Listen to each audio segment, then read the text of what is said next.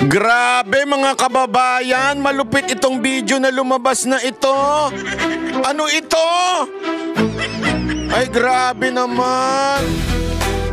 Hindi ko akalain totoo pala. May lumabas pong video na nagpapatunay ng matinding relasyon ni Llamas at ni Ontiveros. Naku po, ang lupit mga kababayan. Abang-abang lang kayo dyan, matinding pasabog to. At naku po, kinumpirma mismo. Naku, grabe, di ko kinaya. Di ko kinaya.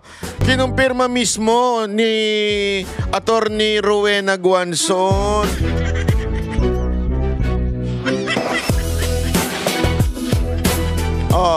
Kumuha na kayo ng kape ninyo para habang ay kayo'y nanonood at nakikinig kay Banatbay, may sabay-sabay tayo magkakape. Dahil matindi itong pag-uusapan natin ngayon. Ito'y matagal na lihim na nabunyag na. Nako! Parang hindi ko ata ma-imagine.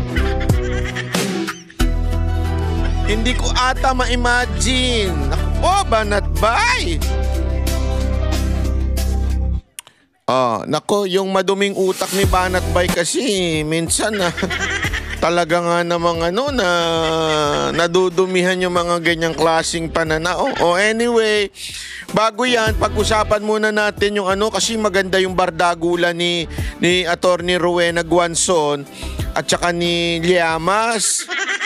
At doon sa interview, may nilabas na malupit si Attorney Rowena Guanzon. Grabe. Kita na natin yung sinasabi nating video. Yung video, papakita na natin. Hindi kasi maraming nagsasabi. Totoo ba yung sinasabi ni Attorney Rowena Guanzon? Meron bang yan? Naku po, may lumabas. Ladies and gentlemen, may lumabas. At nagulat ako. Tingnan ninyo ito lumabas. Hindi po ito AI Hindi po ito AI. Ito po yung lumang interview na kinumpile ng isang tao at may lumabas. Tingnan ninyo kung totoo o hindi. Ako din, hindi ako sure kung totoo o hindi. Pero ang lupit nito. You are going. Yan you are going. With Ronald Llamas. So parang dinediretso na ni Madam. Isa pa ito si Munsod, di ba? Mahirap din tong kausap. Naku po. You are going with Ronald Llamas. Tingnan nyo sagot ni Ontiveros Kayo na magsabi kung totoo o hindi. What? Secretary Ronald ay matagal kong kasama sa ating kilusan. Comrade, colleague, at so kasama ko pa rin siya hanggang 3 dekada na kaming magkakaibigan. No offense, he's not married and neither are you. I'm a widow. And he. What about Ronald? Is he married? I think... How can you know him for 30 years and not know that he's married or not? Pak! Sa pool! yun yung malupit Alam mo yung mga... Ito hindi man natin kakulay ito si Munsod. Sa totoo lang pero ang lupit magtanong nito. Ako na-witness ko ito ang na-witness ko ito na yung sa mismo sa studio, sa TV studio. Nagpunta ako na siya yung tapos ito yung nagtatanong. Grabe, ang lupit nitong alin to. Ang lupit nun Kasi dito nabuking siya Nabuking siya Ang issue dito, are you going with Llamas? Ang sagot niya, what? Tingnan niya yung paano. Naalala ko tuloy yung mga... Hindi ko sinasabi nagsisinungaling si Ontiveros dito Pero naalala ko yung mga nagsisinungaling na asawa. Alam mo yung mga nagsisinungaling na asawa? Yung galing sa labas, tapos uminom. Tapos sasabihin pag tinanong ng asawa, ba't kayo kala? Siguro ng babae ka. Sabi, utang! Siya pa galit, di ba? Siya pa galit na pinagbintangan siya ng babae pero sa totoo lang galing siya doon sa kabit niya. Di ba? Ano yun? Ano siya sabi mo dyan? Yung mga ganung reaction. Hindi, alam mo, yung mga kalalakihan na nanonood sa aking may kabit ngayon, alam yan. At yung mga kababaihan na kabit ngayon, alam din po yan. Yung ganyan dahilan na, ano yun? Ano yun? Tignan yung reaction ni Ontiveros Ronald Llamas. What? Secretary Ronald. Pero Makinis pa si Ontiveros dito, ha? Bata-bata pa siya dito. Kung totoo, hindi ko sure, ha? Again, hindi ko sure kung totoo. Kung totoo na naging sila ni Llamas, naku. Apakaswerte ni Llamas dyan. Hindi. Sa itsura ni Llamas, kahit sino maging jowa nung swerte. Swerte ni Llamas, hindi swerte ng jowa. Alam mo kasi ako, yan ang isang hobby ko eh. Totoo, walang biro. Hobby ko yan. Hindi man babae po. Ang makinig muna kayo kasi kayo, mga bintangero kayo eh. Hobby ko, umupo ng mall. Uupo ako ng mall, titingin ako ng mga magjojowa. Tapos sasabihin ko sa inyo kung sino ang swerte at hindi. Halimbawa, nakita ko yung jowa, magdalawang jowa. Pangit yung lalaki, kunwari, tapos maganda yung babae. Sasabihin ko, swerte nung lalaki, oh. Pangit nung babae, ang ganda nung babae, pangit. Ganun ako sa mall, nanunod. Kaya huwag kayong dadaan sa harap ko kung dala-dala yung jowa nyo, ha. O kaya sasabihin ko naman, pangit yung babae, ang ganda nung lalaki. May swerte nung babae, oh. Laki nung nung lalaki, may laki nung muscle. Di ba? Eh dito, kahit sino i-partner mo kay Llamas, ang swerte nung ni Llamas. Tuloy natin yung sagot niyan. What? Ronald Llamas. What? Secretary Ronald ay matagal kong kasama sa ating kilusan. Sa ating kilusan. Lumalabas no? Mga lengguwahe ni Madam. Eh ngayon, hindi niya na sinasabi yan. Hindi niyo na binabanggit siyang kilusan, comrade. Ayan comrade. Yan ay mga terminoloyo na alam na natin kung saan galing, di ba? Tapos nagagalit sila pag tinatawag silang ganyan, tapos sasabihin nila, red tagging. Kanino ba nanggaling? Kilusan, comrade, red tagging. Alam mo, akala ko, joke-joke lang yung mga, kasi hindi ko talaga alam yung kay Llamas na tinatawag nilang komunista si Llamas. Hindi ko alam. Honestly, hindi ko kasi kilala yung na yun Tapos nung nakita ko, bakit kaya nila tinatawag na comrade pala siya ni Ontiveros? Comrade, colleague, at so kasama ko pa rin siya hanggang 3 dekada na kaming magkakaibigan. 3 dekada? 3 dekada na siya magkakaibigan. No, fair. Kami ni Jay, wala pang 2 taon o 3 taon magkakasama. Pero lahat ng baho ni Jay, alam ko na, mula kasingit-singitan. Ang baho kasi yan, hindi naliligo Biro lang Alam ko kasi nanonood yung hayop na yun dito Hindi totoo. 3 taon pa lang kami magkakasama ng Banateros. Pero alam na namin ang karakas ng bawat isa. Kaya nga kung papanoorin nyo yung Vox Populi, kabisado na namin yung bitawan ng isa. Itong isang to, ganito, ito, daldal nito, ito si ganito, tahimik, ito si ganito, ganyan. Alam na namin yan. At alam na rin namin, lalong-lalo na ang mga background nila sa mga kababaihan. I mean, asawa nila, kayo naman ilan ang anak nila, sino-sino yung mga naanakan nila, yung mga ganon. Alam na namin yan, kabisado na namin. At alam namin kung sino may asawa at sinong wala. Alam namin. At alam din namin kung sinong takusa at sinong hindi. Pero si Ontiveros, 30 years niya nang kasama si Llamas, comrade. 30 years sa kilusan kasama. Nung tinanong, She's not married and neither are you. I'm a widow. And he. What about Ronald? Is he married? I think... How can you know him for 30 years and not know that he's married or not? Yon, nayari siya doon. 30 years mo nang kasama, hindi mo alam kung kasal yun. Ito isang malaking kasinungalingan, di ba? Ito sa laging ko talaga sa tingin kong kasinungalingan. Hindi mo alam kung may asawa o walang asawa yung for 30 years mo nang kasama sa kilusan. Kasama't mo sa kilusan. Kami nga, kasama lang namin sa Banateros, alam na namin ng lahat Wala pang 3 taon. Pag nagkikita kami once a week. Di ba? Pero alam na namin lahat kung sino may asawa, kanino kami mag-iingat, sino hindi namin iimbitahan, ganun. Kasi alam namin, yung isa't isa, 3 years pa lang or less than 3 years kami magkakasama. Ikaw 30 years, hindi mo alam may asawa? Nagtinginan pa sila ni Isa pa yung isang yun. Alam mo ba't ito mga mga kakampwit, no? Mga pinklawan, itong mga dilawan. Pare-pareho sila ng karakas ng lifestyle ng buhay, no? Ba't kaya? Hindi natin alam. Nagsimula yan dun sa kapatid ng presidente ni... Wala akong sinasabi. Separated. Pangatlong dahilan, ang unti-unting pagmamaniobra at pagsakop ng kaliwa sa pamamahala ng gobyerno Nino? at ang kanilang napipitong takeover ng ating bansa. Tila kaya ay hawak na hawak ni Ronald Llamas at ang kanyang mga kakosa sa leeg ang Pangulong Aquino. Grabe to, ha? Ang tinding revelasyon to. Tandaan nyo, Chief Justice to. Chief Justice to. Ang daming alam niyan pagdating sa mga kaso-kaso.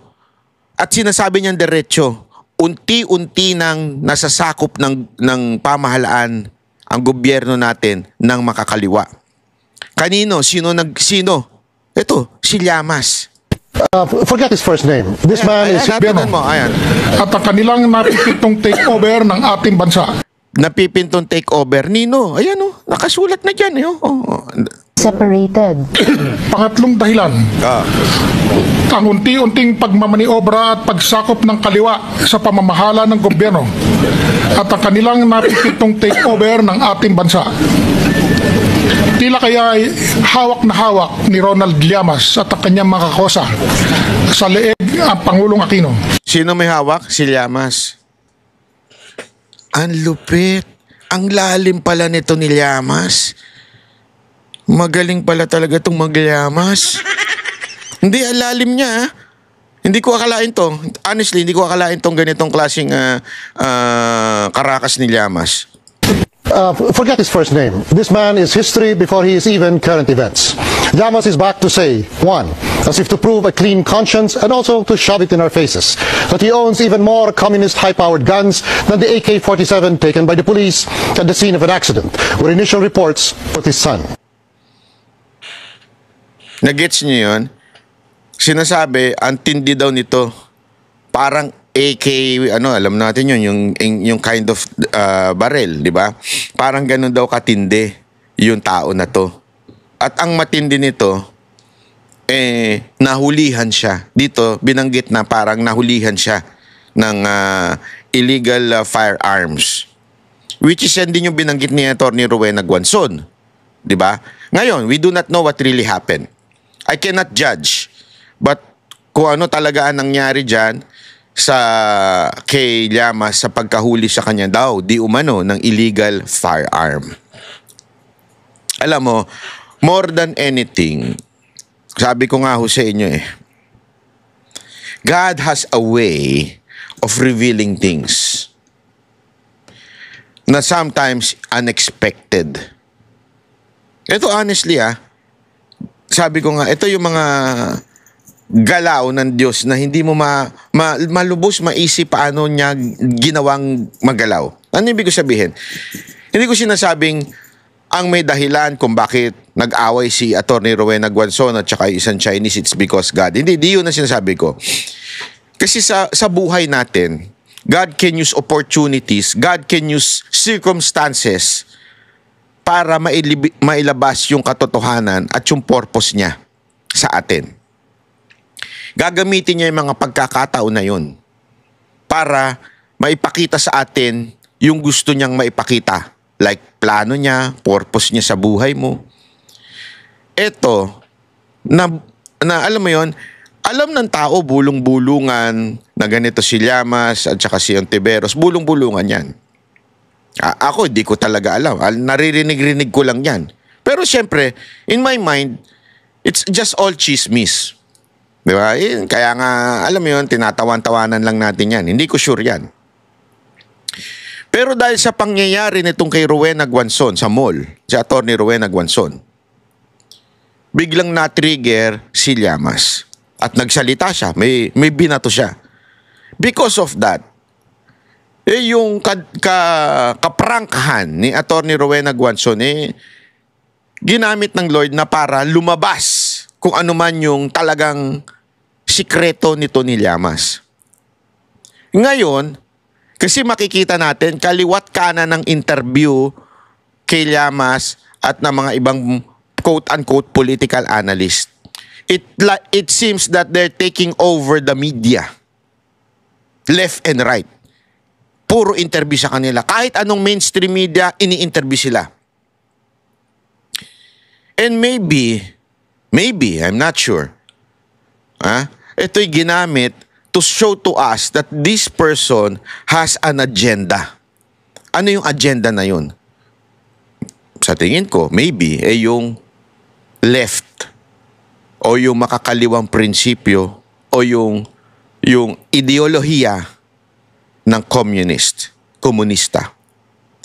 Which hindi ako nagsabi, again, yung pong video ay malinaw po na sinabi ho mismo ni dating Chief Justice yung interview. Mismo si Atty. Rowena Guanzon, ganun din ang sinabi. So, alam mo yun, parang ngayon, lumabas sa mainstream, lumabas sa social media, na this person may agenda. Sideline na lang yung sa kanila ni Ontiveros. Sideline ba tawag doon? O basta, side truth. yung kanila ni Ontiveros. Yung part naman nila kay Ontiveros, I do not know. I'm not saying sila ha.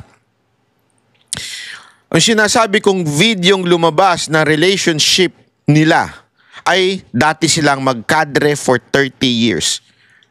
Ay, di pala kadre. Comrade. Sorry. Ang comrade ba? Ang Tagalog ng kadre. Hindi ko alam ha. Sorry naman. Di man ako NPA. Hindi naman ako makakaliwa. Di man ako komunista. Kaya hindi ko alam. Ano ba ang Tagalog ng comrade? O basta. Dati silang mag-comrade ni Llamas for 30 years daw.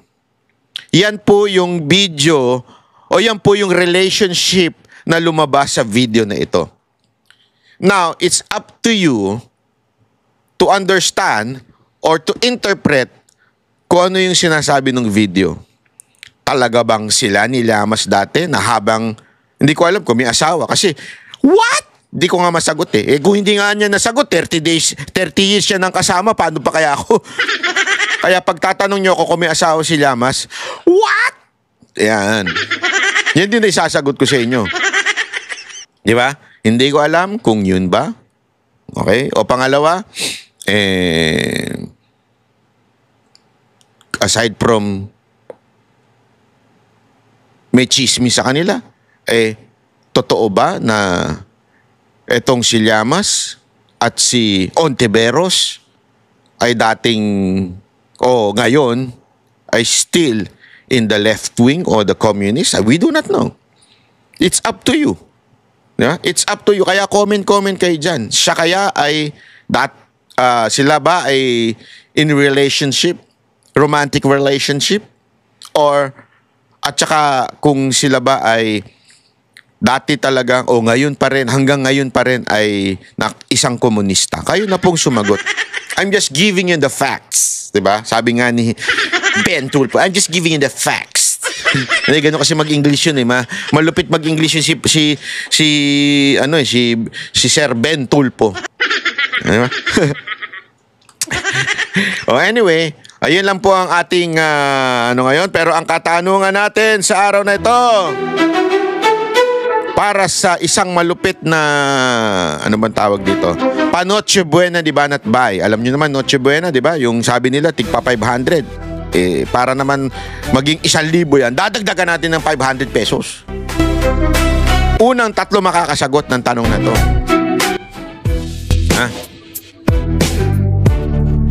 Sino? Di umano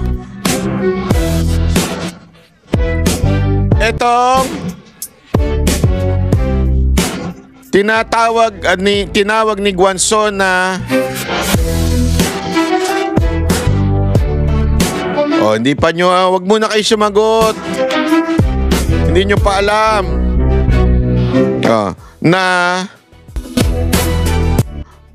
komunista.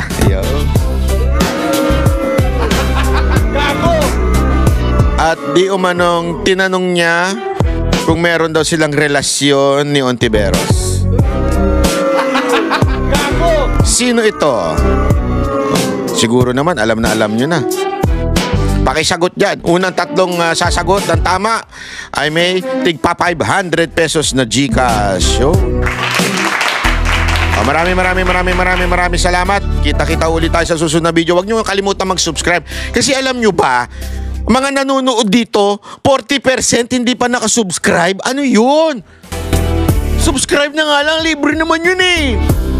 Ba't di kayo mag-subscribe kung gusto nyo naman ito napapanood nyo? Pero kung gusto nyo rin sumuporta, maganda, magpa-member na kayo. Yun, meron yung membership fee. Yun po ay para sa suporta nyo kay Banat Bay. Pero kahit hindi, wala naman difference yun. Subscriber o membership, walang difference yan.